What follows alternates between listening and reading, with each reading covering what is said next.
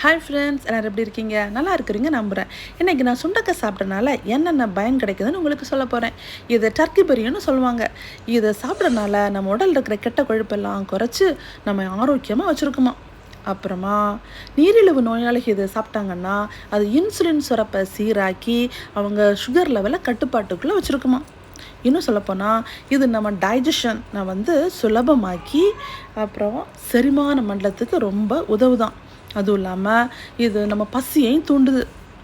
இதில் இரும்புச்சத்து அதிகமாக இருக்கிறனால ரத்த சோகை உள்ளவங்க சாப்பிட்டாங்கன்னா அவங்க அனிமிக்கு வராமல் பாதுகாக்குமா.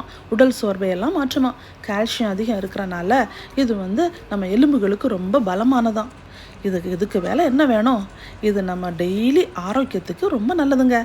சுண்டைக்காய் எங்கே பார்த்தாலும் விட்டுறாதீங்க, வாங்குங்க, சாப்பிடுங்க. சுண்டைக்காய் துவையல் பண்ணலாம், சாம்பார் பண்ணலாம், சுண்டைக்காய் சட்னி பண்ணலாம்.